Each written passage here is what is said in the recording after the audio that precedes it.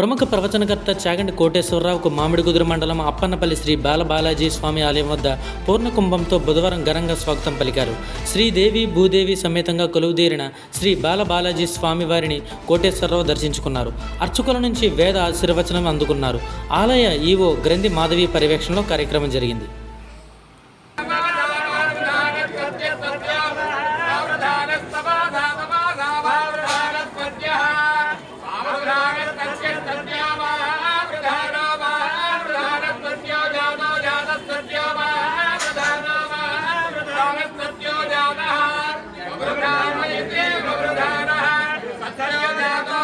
सत्य